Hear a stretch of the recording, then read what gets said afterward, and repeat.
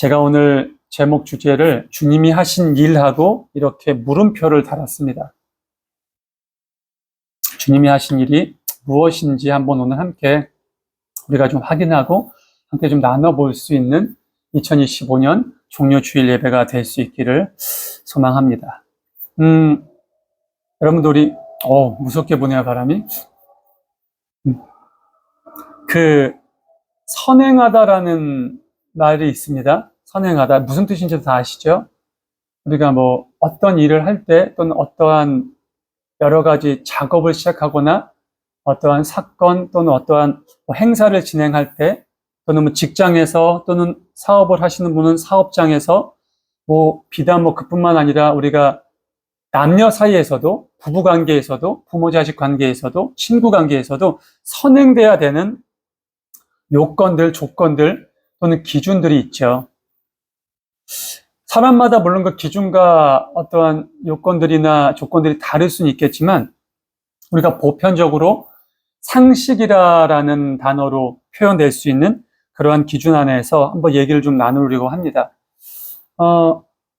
보통 아침에 우리가 일어나면 뭐부터 하세요? 일어나자마자 저는 바로 일어나면 물을 마시거든요. 네, 그러니까 아침에 기상을 하면 그냥 비몽사몽간에 주방으로 가서 물을 마시는데 한 요 컵으로 한 잔 정도 좀 따뜻하게 마셔요. 그게 아주 더운 한여름이건 겨울이건 상관없이 따뜻하게, 그러니까 벌컥벌컥 마실 수 있는 정도의 따뜻한 정도, 그 정도로 해서 한 잔 정도 마시고 소파 와서 그날 좀 혹시 전날 뉴스나 이런 게 없었나 한번 좀 검색을 하고 이제 그러고 나서 이제 씻습니다. 저 같은 경우 아침에는 오전에 무슨 레슨이나 일정이 없으면 그냥 세수하고 이빨만 닦아요. 머리 안 감고요. 세수해서 이빨만 닦고 옷도 그냥 잠옷 입은 채로 책을 보기도 하고 TV를 틀기도 하고 좀 저 나름대로. 근데 어찌됐건 그 전에 하는 루틴이라고 얘기하긴 그렇지만 이런 어떤 제가 좀 선행하는 기상의 좀 어떤 좀 방식이 물을 한 잔 먹고 약간 그런 방법입니다. 여러분들도 여러분들 나름대로의 그런 것이 있으실 거고, 또는 그럼 잠들기 전은 어떠세요? 전에는 어떤 그런 걸 또 하시는 게 있으실 거 아니에요? 저도 시간이 좀 규칙적이긴 해요. 좀 일찍 잠자리에 드는 시간이 한 11시 반, 12시? 조금 늦게 되면 12시 반, 1시. 한 2시간 안에는 무조건 침대로 올라가는데, 침대 올라가기 전에는 늘 그런 것 같아요. 씻죠? 예. 그날 저는 사실은, 밖에 그러니까 외부 활동이 없으면은, 그날 집에만 있으면은 특별히 샤워는 안 해요. 그냥 세수하고, 이빨 닦고, 머리도 안 감아요. 그러고 자요. 집에만 있었을 땐. 근데 이제 외부 활동을 하거나 그랬을 경우에는 이제 샤워하고, 그렇고, 잠자리에 드는데, 침대에 들어가서 바로 눕진 않거든요. 예, 책을 보기도 하고, 아내랑 같이 얘기들을 하기도 하고, 또 요즘에 어쩔 수 없이 이제 인터넷 검색을 좀 하고, 그런 걸 좀 보면서 그러고 잠이 듭니다. 이게 선행한다라는 단어하고 조금 부합이 될 수 있는 부분이 좀 다를 수 있지만, 그런 어떤 여러 가지 루틴 같은 게 있는 것 같습니다. 운전을 할 때 좀 그런 게 있죠. 사람마다 좀 다른 부분이 있지만, 그러니까 저는 사실 운전을 할 때, 최근에 여러분 급발진 사고로 인해가지고, 그래도 급발진 사고를 좀 예방하는 방법들을 자동차 기술자들이나 자동차 업체 쪽에서 얘기하는 몇 가지들이 있어요. 우리 최현진 성도님 더 잘 아시겠지만, 이제,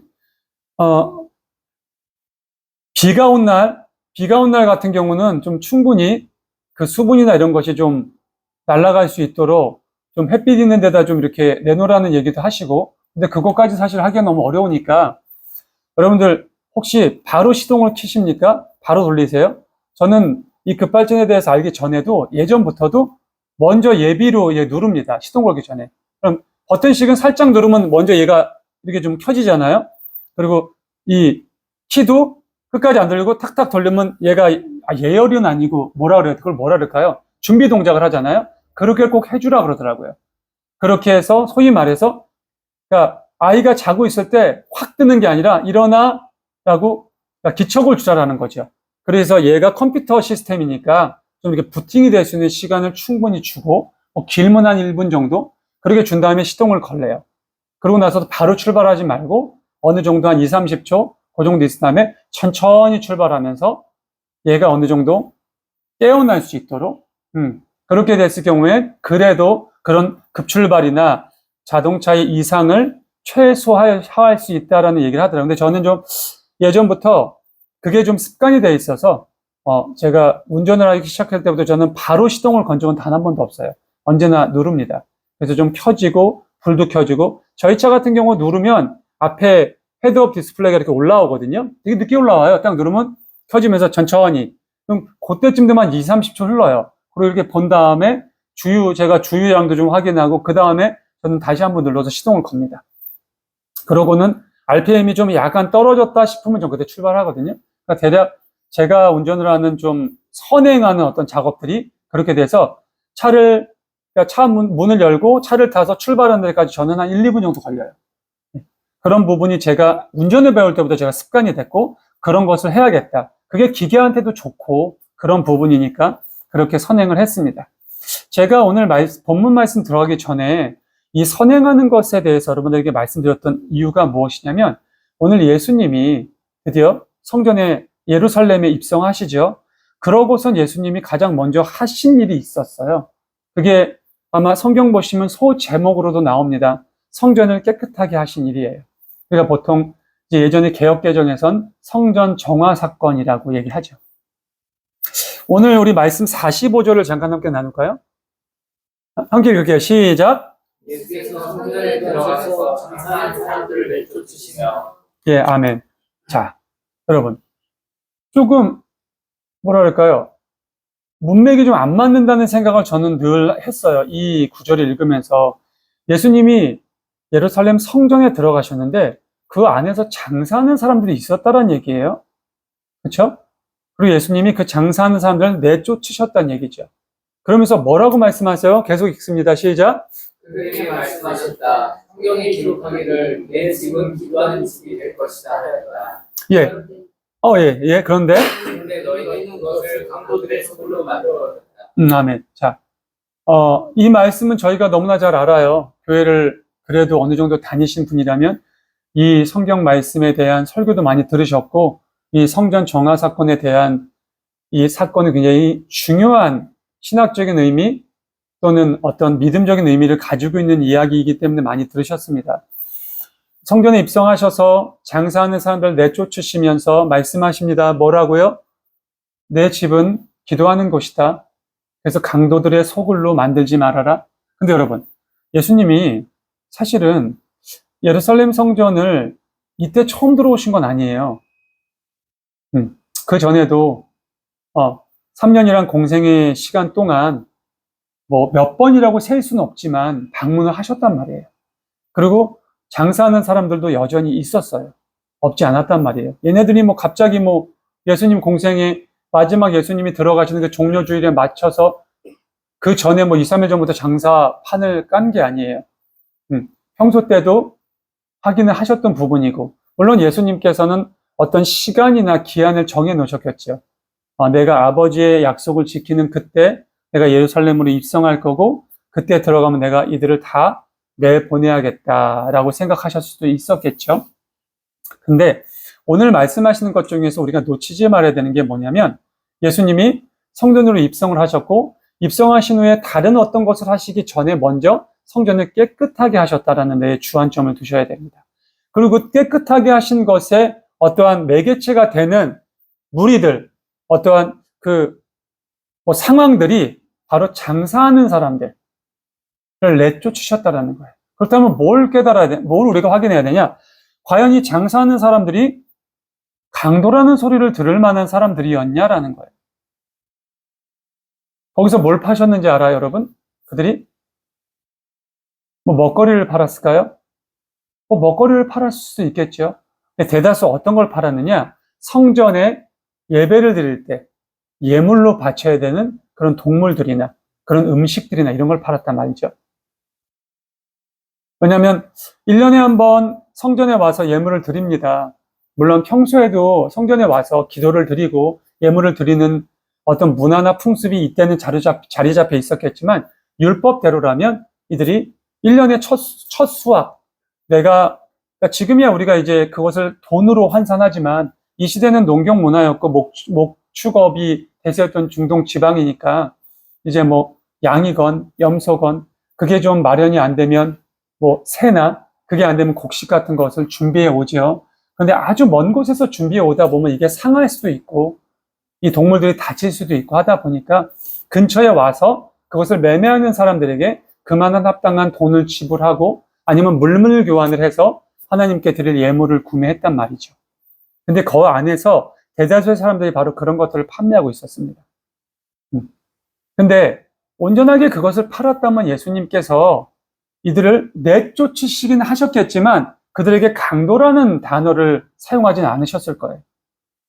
어차피 내 아버지인 하나님께 제사를 드리러 가는 그 와중에 예를 들어서 이거죠, 여러분. 이곳이 예루살렘 성전이라고 예를 들을게요.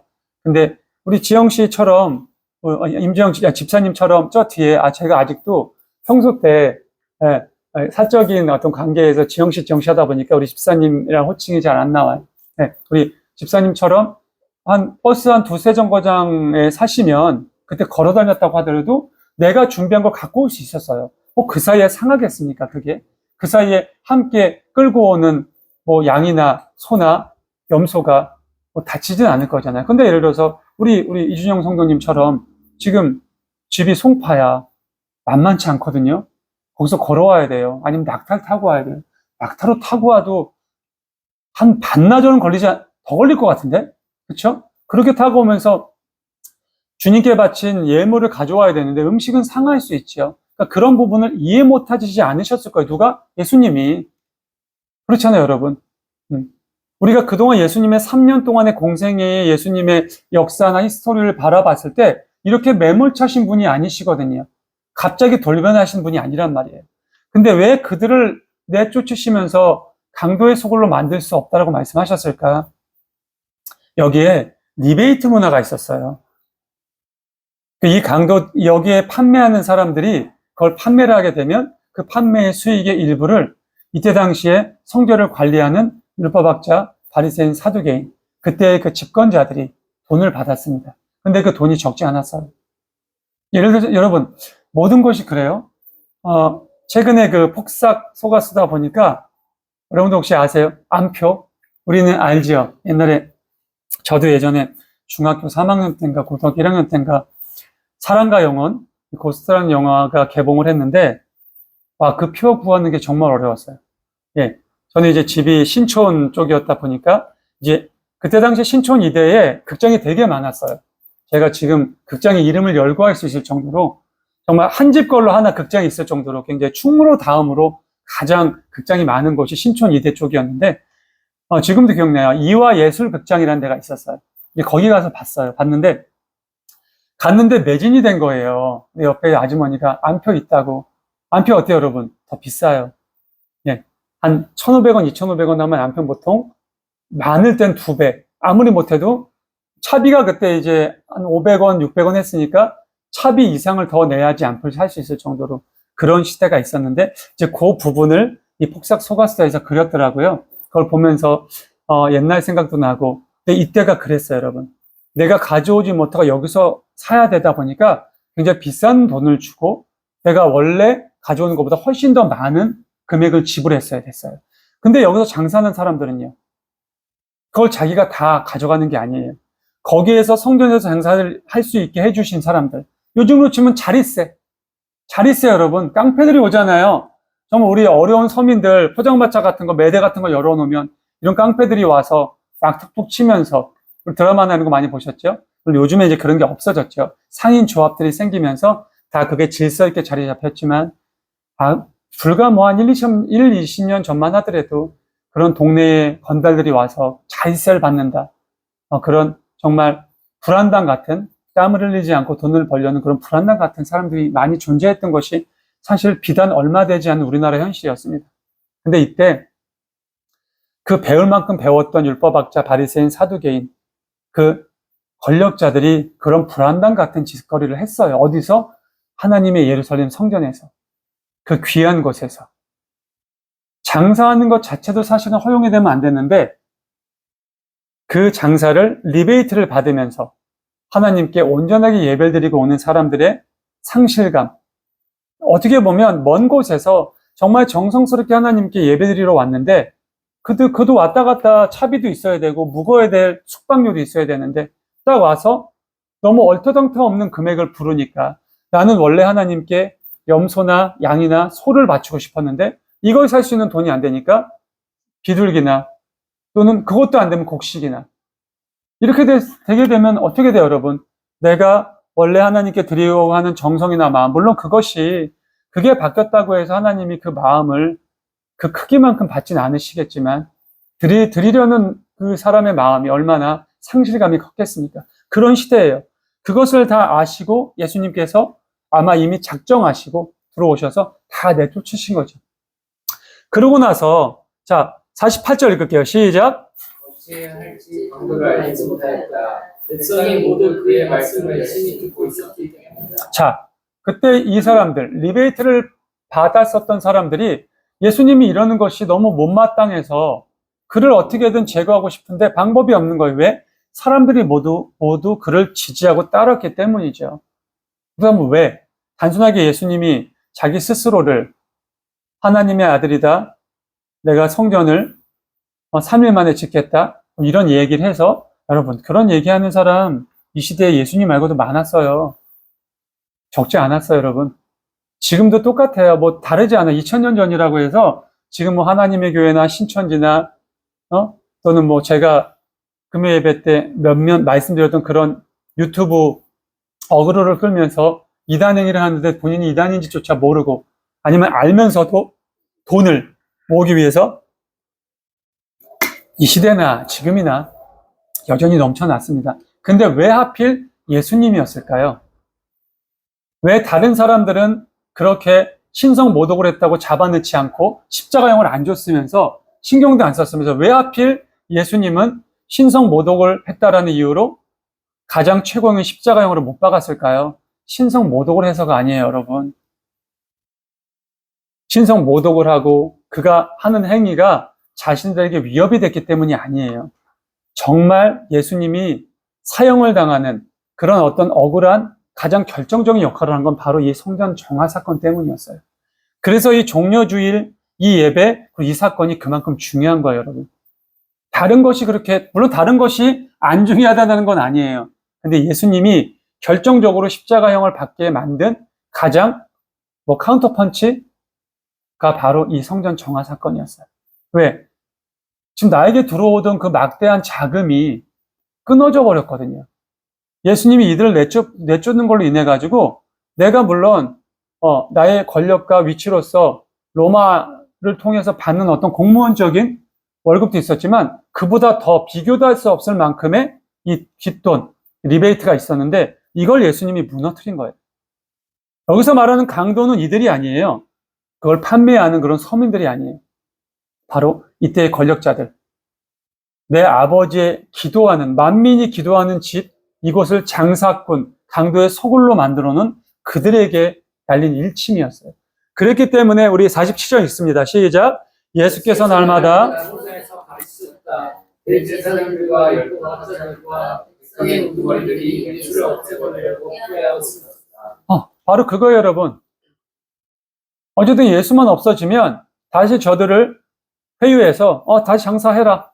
그럼 다시 정말 막대한 내가 호의호식하고 편하게 살 수 있는 그러한 자금이 또 들어올 수 있는 판로가 만들어지는 거예요. 근데 예수라는 인물이 등장하고 나서 그 장사하던 사람들조차도 소위 말해서 깨어나는 거예요. 이게 아니었구나. 내가 잘못하고 있었구나. 내가 하나님 앞에 큰 죄악을 저지르고 있었구나. 점점 깨어나니까 백성들을 계속 가르치시니까 그들이 이제 우리 말을 듣지 않아. 그러니까 답답하죠. 깝깝하죠. 근데 사실 인간적으로 생각하면 충분히 가능할 수 있는 사건이에요. 누가 지금 내 목줄을 쥐고 있는 거거든. 내 밥줄을. 물론 이게 끊어졌다가 그들이 굶어 죽진 않겠지만 인간이라는 이 존재 자체가 그렇잖아요, 여러분. 돈이라는 거 앞에서 무기력해지거든요. 돈이라는 거 앞에서 무너진단 말이죠. 그렇기 때문에 소위 말해서 정말 내가 뒷돈으로 아무도 모르게 어떻게 보면 자기네들끼리 쿵쿵짝짝해서 여기도 나오잖아요, 여러분. 율법학자와 바리새인과 누구 백성들의 우두머리. 그 백성들의 우두머리가 바로 사두개인들이에요. 그리고 백성들의 우두머리 누구예요? 랍비들입니다. 바로 그들. 소위 말해서 온전하게 백성들을 가르치고 주님의 율법을, 하나님의 율법을 실천하게 만들어야 될 그 사람들이 바로 이런 짓거리들을 하고 있었다라는 거예요. 지금하고 별반 차이가 없습니다. 지금의 정치인들, 지금의 어떤 지도자들, 또는 뭐 교수들, 또는 학자들이 우리 자라나는 어린 아이들에게 우리 정말 미래를 짊어지고 갈 우리 청년들에게 제대로 된 정치 이념, 사상, 역사를 가르치지 않고 왜곡되고 한쪽에 편향된 역사를 가리키니까 지금 우리나라가 굉장히 큰 위기에 처해 있죠. 뭐 사실인지 사실이 아닌지 모르겠지만 얼마 전에 유튜브 안에 미국의 폭스 뉴스에서 뭐 이게 일단 가정할게요, 여러분. 뭐 카더라일 수도 있고 아니면 뭐 그럴 수도 있지만 이번 6월 3일 선거가 대한민국의 마지막 대통령 선거다라고 보셨죠? 그런 지금 예상이 나오고 있어요. 그만큼 위기라는 겁니다, 지금 여러분, 대한민국이. 그렇다면 여러분, 선수적으로 왜 마지막 선거라고 했을까요? 왜? 그거를 생각해야 돼요, 여러분.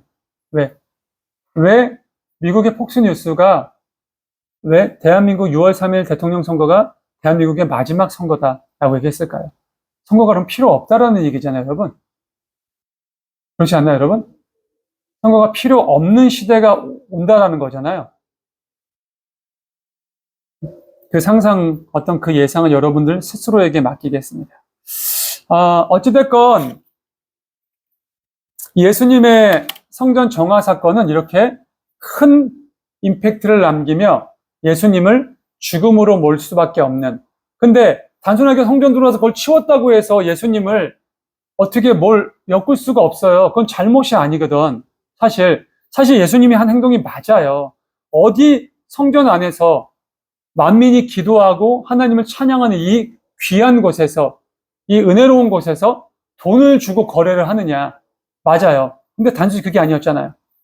엄청난 리베이트를 못 받게 된 거야. 지난달까지 내가 소위 말해서 요즘으로 칠게요. 요트 타고 해외여행 다니고 정말 우동 먹으러 일본 가고 마카롱 먹으러 프랑스 가고 막 그랬던 내가 이걸 못하게 된 거야. 다음 달부터. 그 돈이 못 들어와서. 그런 상황이에요. 가만히 안 있죠, 여러분. 가만히 못 있죠. 어디서 저 이름 듣도 못하고 족보도 없는 저 나사렛, 나사렛이 어떤 동네인지 아시죠, 여러분? 이 시대에 굳이 얘기하면 아주 그냥 저 변두리예요. 인정도 안 하는. 그래서 그들 얘기하잖아. 무슨 나사렛 같은 데에서 인자가, 의인이 태어나겠느냐. 그렇게 무시당하는 지역. 그런 나사렛 출신 하나가 어디선가 툭 튀어나와가지고 저게 사람들을 선동하고 그러고 있네? 안 되겠네? 그동안은 뭐 죽은 자도 살렸대느니 뭐 안전뱅이를 일으켰느니 우리 바리새인하고 얘네들 중에서도 본 사람이 있으니까 뭔가 얘가 능력이 있나 보다 했지. 이렇게 내 밥그릇까지 건들지 몰랐던 거예요. 근데 내 밥그릇까지 건드니까 이제는 안 되는 거야, 이게. 그래서 모의를 합니다. 야, 어떻게 해야 되냐? 쟤를 어떻게 죽여야 되냐? 뭐 어떻게 해야 돼? 신성모독죄를 씌워야지. 지 스스로가 이런 얘기를 했다니까 마지막으로 한 번 더 확인해라 가서. 이 다음 장에 보면 그런 이야기가 또 나옵니다. 근데 오늘 주제가 뭐예요, 여러분? 한번 읽을까요? 시작. 그리고 물음표예요. 주심이 하신 일이 뭘까입니다. 성전을 깨끗하게 하셨다. 성전을 강도의 소굴로 만들면 안 된다. 성전은 성경에 기록하기를 내 집은 만민이 기도하는 집이다. 아래 성전을 이렇게 리모델링 하면서 가장 주안점을 둔 것 중에 하나가 집중할 수 있는 부분이었어요. 그래서 사실은 기존의 모든 교회들이 이렇게 좀 여러분도 아시겠지만 뭐 유럽의 성당들도 그렇고 요즘 우리나라 성당들도 똑같아요. 왜냐하면 유럽의 양식을 그대로 따오니까 성당은 이렇게 직사각형으로 되어 있죠. 이렇게 직사각형으로. 그래서 앞쪽에 이제 단이 있고 우리 성도들이 이렇게 앉아서 종으로 앉아서 바라보는 횡은 그렇게 많지 않아요. 근데 이제 대한민국 유일하게 대한민국이 그 교회가 대형화가 돼가면서 행으로 변했죠. 이제 이렇게 라운드 되는, 어떻게든 더 많은 사람을 앉히기 위해 2층도 세우고 그렇게 됐습니다. 얼마 전에 여기 긍정의 힘 목사님, 조엘 오스틴 맞죠? 네, 그분 목사님 교회 또 이렇게 보니까 거기가 교회인지 아니면 어디 강당을 빌린 건지 모르겠어요. 영상인데 거기도 이렇게 굉장히 크더라고요. 커서 정사각형 정도 느낌? 아니면 직사각형을 이렇게 횡으로 세워놓은 느낌? 워낙 사람을 많이 수용하다 보니까 사람을 많이 이렇게 수용하게 되면 어쩔 수가 없어요, 여러분. 그렇게 바뀔 수밖에 없어요. 저희 뭐 스포츠, 뭐 체조 경기장이나 잠실 메인 스타디움이나 가깝게는 인천 아시아드 경기장처럼 그런 식으로 원형처럼 만들 수밖에 없어요. 그래야 사람을 많이 수용하거든요. 근데 사실 원래 교회의 모습은 그렇지 않았어요. 원래 교회의 모습은 종으로 해서 이렇게 뒤로 가는 모습이었는데, 사실 그런 여러 가지 방식들, 양식들도 생각하면서 처음엔 그렇게 종으로 하고 싶었어요. 근데 내려가 보시면 알겠지만 중간에 보가 너무 높다 보니까 종으로 하게 되면은 단을 어차피 세워야 되는데, 단을 세우게 되면 뒤쪽에서 좀 키 크신 분이 쓰셨을 때 이 보가 시야를 가려요. 아, 이게 힘들구나, 어렵구나. 그래서 횡으로 바꾼 거죠. 바꾸면서 보가 중간에 들어가니까 그나마 그래도 그런 부분들을 생각을 했습니다. 저 같은 경우는 그래서 성전을 리모델링 할 때 기왕이면 성도분들과 인도자가 함께 이렇게 서로 소통도 되고 교감도 되면서 예배에 찬양에 집중할 수 있는 쪽에 좀 포커스를 많이 맞췄습니다.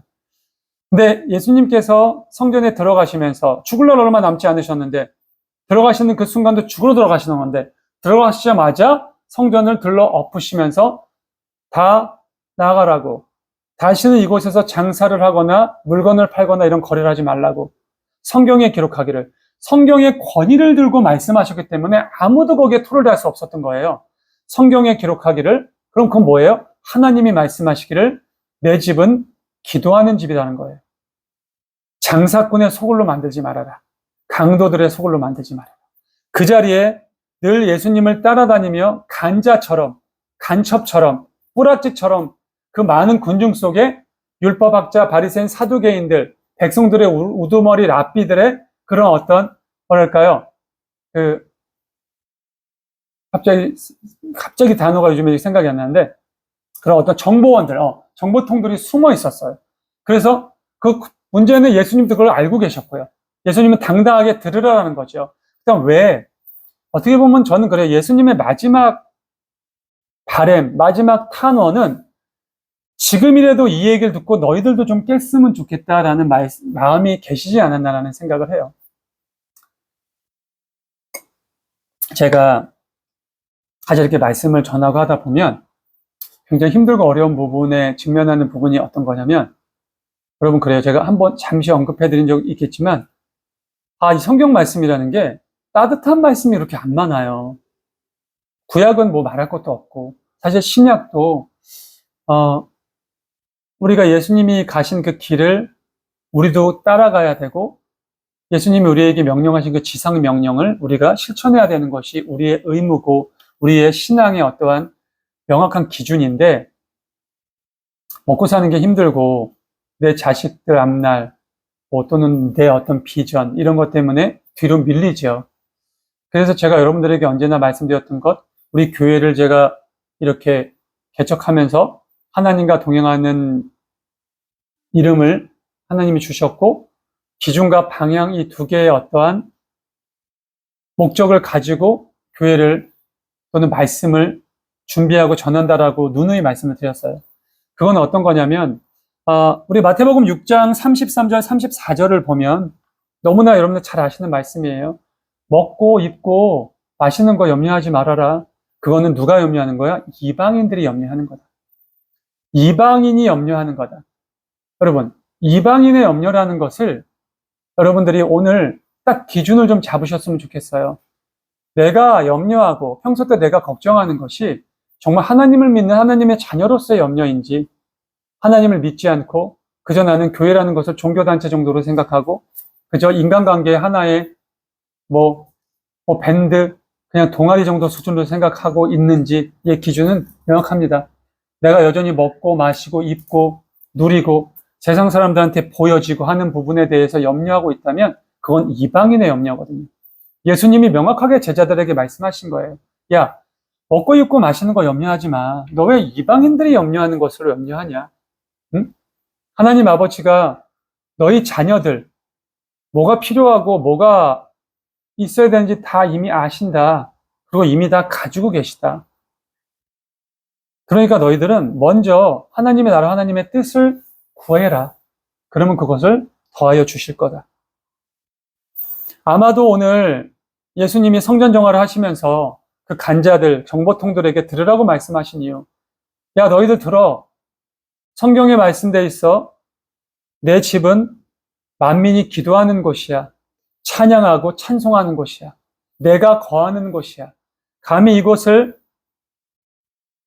판매하고 동전 소리가 왔다 갔다 거리는 그런 장사꾼의 소굴로 만들지 마. 강도들이 판치는 그러한 장소로 사용하지 마. 가서 전해. 이 얘기예요. 마지막 경고야. 마지막 너희들에게 기회를 주는 거야. 근데 그 기회를 그들은 어떻게 받아들였어요? 죽여야겠다라고 받아들였죠. 저는 개인적으로 지금 이 나라에서 벌어지고 있는 모든 일들도 그 중심에 있다라고 생각합니다. 계속해서 이야기를 하죠. 언론은 뭐 지금 다 장악이 돼서, 예, 다 귀를 막고 눈을 막고 있지만, 유튜브라는 개인 어떤 방송 또는 광장에서 많은 이들이 자유민주주의 체제에 대해서 이승만, 박정희, 전두환, 이 대통령이 지켜왔었던, 물론 그들이 100점 만점의 대통령들은 아니에요. 그들도 분명 과가 있습니다. 하지만 그 과 안에는 물론 오해도 있고 어떠한 아직까지 해결하지 못한 확인되지 않는 팩트도 있지만 전체적인 큰 그림으로 봤을 때 그 중심엔 자유민주주의 체제를 지키고자 했었던 기준이 있었다라는 거예요. 그렇기 때문에 아무리 욕을 하고 희생이 따랐다고 할지라도 진짜 자유민주주의의 체제, 자유로운 자본주의에서 자유를 누리며 살고 싶은 정신을 가지고 있는 사람이라면 그쪽을 지지할 수밖에 없고 그 정신을, 그 어떠한 체제를 함께 유지하고자 하는 당이나 그런 대통령을 지지할 수밖에 없어요. 내가 좀 힘들어지더라도, 뭔가 경제가 조금 어려워지더라도. 오늘 예수님 그 말씀 하시는 거예요, 여러분. 너희도 지금 기준이 무너진 것 같아. 응? 야, 먹고 마시고 입는 거 먼저 다 차려놨어. 제가 좀 먹고 삽시다. 내가 좀 먼저 입고 삽시다. 입는 건 뭐라고 그랬어요, 여러분? 권력, 어떤 직업이라고 얘기했잖아요. 입는 게 이런 옷의 의미가 아니고. 그 시절에는, 여러분, 그 시절에 가난한 사람이 율법학자 바리새인 옷 입잖아요? 왜 맞았어요, 여러분? 우리 조선시대 때 그랬잖아요, 여러분. 이 가세 길이. 아시죠? 그리고 상민들, 그리고 노비들은 이 가채 같은 걸 못 썼어요, 여러분, 감히. 아무나 쓰는 게 아니에요. 그 시대 때는 그런 시대라는 말이에요. 그러니까 입는다라는 것은 내 옷이 아니라 나의 지위를 의미해요. 마신다라는 건 뭔가요, 여러분? 마신다라는 거. 마시는 것은 나의 어떤 부, 그리고 나의 어떠한 향락을 뜻합니다. 근데 우리 사람들 대다수 그래요. 일단 내가 좀 먹고 마시고 입고 그 다음에 하나님 당신하고 그 다음에 좀 단상에 앉읍시다. 협상 자리에 앉읍시다. 그 다음에 내가 하나님의 뜻과 의를 그때 좀 찾으면 안 되겠습니까? 예수님은 계속 그 말씀을 하시는 거예요. 제자들한테도. 야, 먹고 입고 마시는 거 염려하지 말라니까. 여전히 이방인들. 이방인이 뭐예요, 여러분? 정말 죄송해요, 여러분. 이방인이 뭐예요? 예수님이 말씀하신 이방인은 뭐를 의미해요? 근데 그걸 좀 잔인하게 얘기하면 뭐예요? 저주받은 인생들. 어차피 지옥에 떨어질 인생들. 너희 왜 저주받은 인생, 지옥에 떨어진 인생처럼 사냐? 그럼 너희들도 저주받고 지옥 가. 예수님 그 말씀 하시는 거예요. 근데 얘들아, 사랑하는 나의 제자들아, 우리는 아니잖아. 우린 다르잖아. 우리가 지금 좀 덜 먹어도 좀 덜 입어도, 좀 덜 마셔도, 우리의 인생이 끝나면, 이때는 여러분 평균 수명이 50, 60밖에 안 됐어요. 지금 100세가 아니에요. 아니, 평균이 아니지. 5, 60대면 많이 사는 거야. 네. 네. 한 3, 40대 죽었어요. 우리 조선시대 때 그랬거든요. 조선시대 때 평균 수명이 51세 뭐 이렇던데. 근데 이제 정말 오래 산 게 영조대왕이 80세까지 살아서. 그래서 그 영조대왕이 경옥고를 드셨대요. 그래가지고 경옥고를 판매하는 한의원 가면 이게 영조대왕이 그렇게 매일매일 섭취해서 오래 사셨다. 근데 그건, 물론 그 부분도 있을 거예요, 보약도. 근데 영조대왕이 소식을 하셨대요, 여러분. 이 경국대전에 다 기입이 되어 있잖아요. 소식을 하시고 고기를 안 드셨대요. 고기를 안 드시고 또 하나 영조대왕이, 여러분 그거 아세요? 대왕 중에서 제가 지금 정확한 건 모르겠지만 첩이 별로 없어요. 후궁이 별로 없어요. 그러니까 그런 부분에서도 지켰다라는 거야. 그러니까 80대까지 사지. 이거 있을 수 없는 일이에요, 여러분. 그때 조선왕이 80대를 산 게, 팔순을 산 게. 그러니까 그런 여러 가지들, 식생활, 어떤 좀 금욕적인 생활, 또는 그런 상황에서 운동도 하셨겠죠? 아침에 이렇게 경복궁만 한번 돌아도 엄청난 운동 아니에요? 한번 쭉 돌아도? 그리고 경옥고 같은 거 딱 드시고 그랬던 거예요. 근데 어찌됐건 우리가 그런 어떤 부분들 속에서 지켜줘야 되는 기준과 질서가 있단 말이에요. 근데 이방인은 말 그대로 먹고 입고 마시는 것, 여기에만 주안점 두는 게 당연한 거예요, 여러분. 당연한 거야. 그렇잖아. 영생의 소망이 없는데, 그 목적이 없는 사람들인데, 이 땅에서 내가 70년 살든 80년 살든 100년을 살든 건강히, 기쁘게, 재밌게, 즐겁게, 기왕이면 돈도 좀 많이 벌고, 기왕이면 남들 하는 거 다 해보면서 좀 살자. 이게 이방인들의 기준이에요. 근데 우리는 그런 기준을 가지면 안 돼요, 여러분. 정말 우린 그런 기준. 저는 단호 얘기해요, 여러분. 내가 하나님을 믿고 교회 다니면서 그런 기준 가지실 거면요, 교회 다니지 마세요. 교회 왜 다녀, 힘들게. 그냥 이 시간에 집에 가서 자는 게 낫지 않아요? 그냥 밤새면서 영화 보고 넷플릭스 때리고, 그래서 지금 교회 못 나오는 청년이 한 명 있어요. 네. 토요일 날 밤새도록 넷플릭스, 또 때린다는 말, 갑자기 저도 홍보돼서. 넷플릭스 보고, 또 못 나와. 눈 뜨면 12시, 1시래요. 그 루틴을 못 버리겠대. 이방인들의 기준은 그래요, 여러분. 예수님 오늘 어떻게 보면 얼마나 안타깝습니까? 그 바리새인들, 율법학자들, 사두개인들, 랍비들, 정말 그 어린 백성들에게 하나님의 말씀을 온전히 가르쳐야 될 사람들이 이러고 있으니, 야, 니들 제발 그러지 마라. 제발 지금이라도 내 말을 듣고 좀 깨어나라. 계몽되라. 좀 변했으면 좋겠다. 그리고 너네 지금 살만하잖아. 충분하잖아. 이런 거 없어도 되잖아. 오히려 너희들이 나눠줘야 되는데 이 사람들 걸 뺏으면 어떡하니? 그게 이방인들의 기준이에요. 근데 하나님 믿는 사람들은 그러면 안 된다라는 거예요. 내가 어렸을 때부터 꿈꿨었던 그런 기준과 비전으로 지금 못 살고 있어도, 그래도 내가 늙어서는 좀 어느 정도 돈이 있어서 고생하지 말아야지. 내가 늙으면 좀 좋은 복지타운 들어가서, 아니면 자녀 하나 잘 키워서 내 자녀 좀 덕보면서 살아야지. 이런 생각하지 마세요, 여러분. 제발 부탁이에요. 그런 이방인들의 염려하지 마세요. 예수님 똑같은 말씀하고 계신 거예요. 지금 이 시대에 이 율법학자들을 비롯한 많은 백성들에게. 근데 너무나 신기한 건 사람들, 이 군중들은 눈에 보이는 것만 봐요. 또 막 모이고 예수님 처형 땅땅땅 내리니까 그 예수님 못 박으래잖아요. 그 몇몇 숨어있는 사람들. 얼마 전에 출간된 책의 제목이 어떻게 소수가 그 많은 다수를 지배하고 이끌어가는가라는 것이 제목이더라고요. 책을 구매해서 봐야 되나 말아야 되나 고민하고 있는데, 선동을 하고 가스라이팅을 하고 분위기를 조성하는 건 소수예요, 여러분.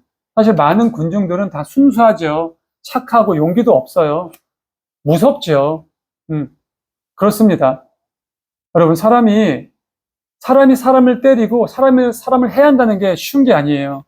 그게 어렸을 때 여러분 우리가 애기들 보면 애기들도 태어나면서 그 기질이 다르잖아요. 애기들끼리 다 애기인데도 양보하고 참고 이런 애기가 있어요. 전 진짜 봤거든요. 너무너무 착한 거야. 어떻게 애기가 이러냐? 근데 애기도 되게 못된 애기들이 있어요, 정말로. 일단 때려요. 근데 이거를 두잖아요, 여러분? 그럼 그게 얘는 괜찮은 거예요. 그럼 이런 애들이 초등학교 들어가면요, 일진이 됩니다. 그런 애들이 잘하면 때리고 해하고, 그런 애들 동물도 때려요. 그것도 습관이거든요, 여러분. 계속 반복적으로. 그래서 순자가 얘기하는 거잖아요. 사람은 악하다. 그래서 법이 필요하다. 전 거기에 전적으로 동일하거든요. 법이 필요해요. 제재가 필요해요. 경계가 필요해요. 근데 그것을 가르쳐 주지 않고 그것이 무너지면 이렇게 되는 거예요. 하나님의 법도가 얼마나 무섭고 명확하고 확실한 걸 알고 그걸 가리키는 그들인 딴짓을. 말씀을 마무리하죠. 제가 언제나 여러분들에게 반복하면서 강조하는 것입니다. 지루할 수도 있어요. 지겨울 수도 있습니다. 목사님 또 저 말씀하시네. 근데 제목하기가 마무리된 때까지 전 이 얘기는 계속 할 겁니다. 바로 기준이에요. 여러분들이 기준을 어디다 두시느냐 합니다. 그 기준이 바로 서면 제가 말씀드렸죠. 방향은 바로 갈 수밖에 없다라고 말씀드렸습니다. 나올까?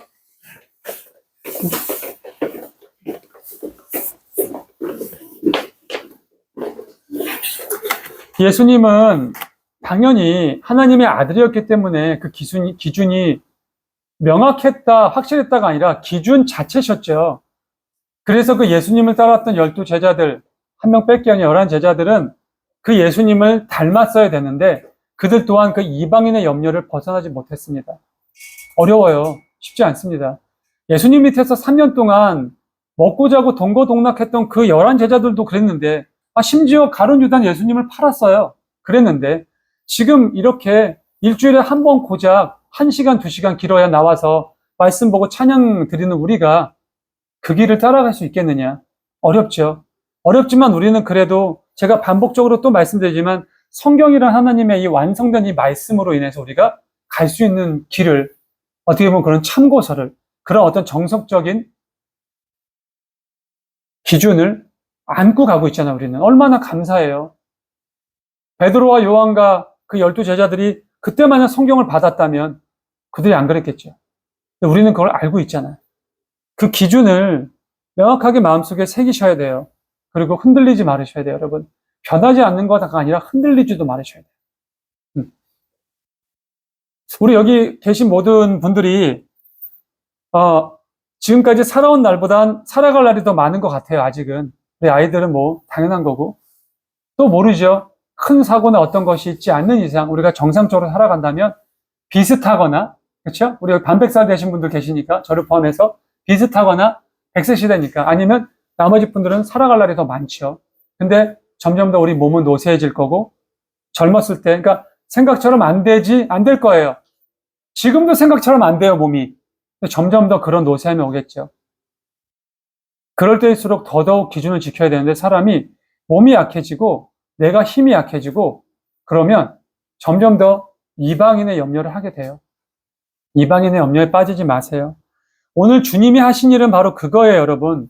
제가 물음표를 달았잖아요. 성전을 깨끗하게 치운 거 아니에요. 강도의 소굴이다. 성경에 기록되기를 내 집은 만민이 기도하는 집이다라고 외치신 그게 아니에요. 진짜 주님이 하신 일은 깨달으라는 거예요. 깨달으라. 말이 꼬여. 깨달으라고. 응? 깨닫길 바라셨던 거예요. 예수님은 그 바리새인 율법학자 백성들의 우두머린 랍비들이 지옥불에 떨어지는 걸 원하지 않으셨어요. 제발 그들 또한 구원받기를 원하셨어요. 왜? 그분이 오셔서 말씀하신 거잖아요, 여러분. 제자들에게 뭐라고 말씀하세요? 내가 너희들에게 세 계명을 줄게.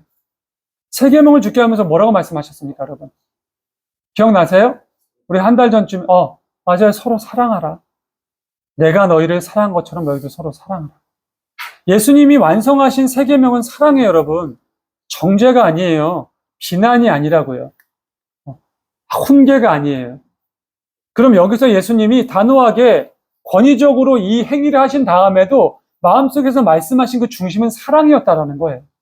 근데 그 사랑을 사랑으로 받아들이지 못했었던 이 저주받은 사람들, 이방인의 염려를 하고 있었던 종교인들, 신앙인이 아니고 하나님의 자녀 백성이 아니라 그저 종교인들, 나의 호의호식을 위해서 하나님의 성전을 감히 겁도 없이 사용했던 그들. 사랑하는 우리 하나님과 동행하는 성도들은 그런 이방인이 되지 않을 수 있기를 간절히 소망하고 축원합니다. 기도하겠습니다.